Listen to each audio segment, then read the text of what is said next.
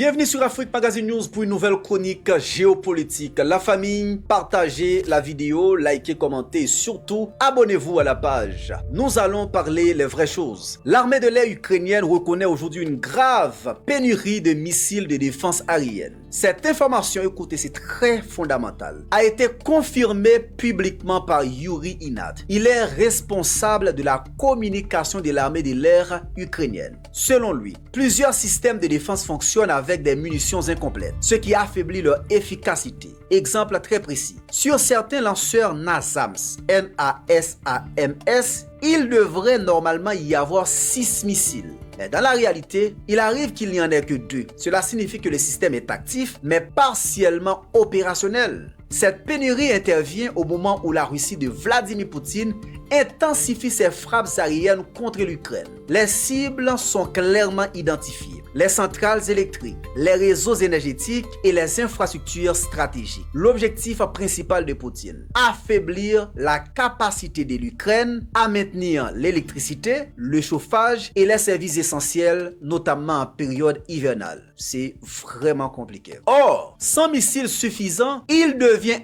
impossible d'intercepter toutes les attaques. Résultat, chers amis, certains missiles et drones russes passent les défenses. Pour faire face à ces attaques, l'Ukraine utilise plusieurs systèmes occidentaux.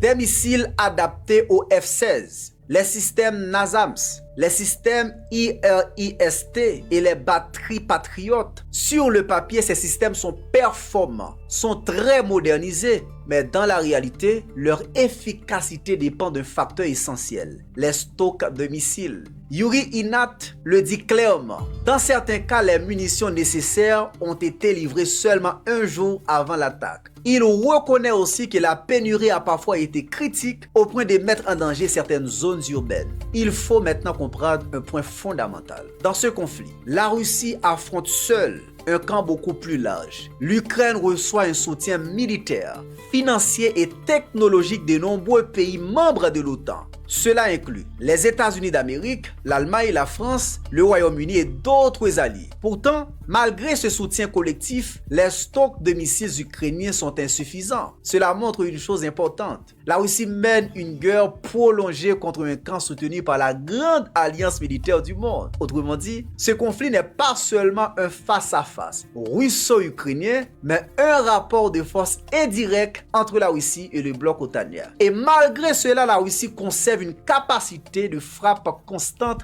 face à ses ennemis. Cette situation pose plusieurs enjeux sérieux. Sur le plan sécuritaire, certaines villes ukrainiennes restent exposées aux frappes. Sur le plan énergétique, les infrastructures vitales sont régulièrement ciblées. Psychologique, la pression sur la population ukrainienne augmente avec chaque attaque. Et stratégique, la question des stocks occidentaux devient centrale dans la durée du conflit. En résumé, chers amis, l'Ukraine fait face à un manque sérieux de missiles de défense aérienne. Même avec des systèmes modernes, sans munitions suffisantes, la protection reste limitée. Et en arrière-plan, ce conflit révèle une réalité plus large. La capacité de Moscou à tenir face à un bloc militaire puissant dans une guerre longue et coûteuse. Comprendre les faits permet d'éviter les manipulations. Qu'en pensez-vous dans les commentaires? À très bientôt pour une nouvelle chronique avec Wesley. Ciao, ciao.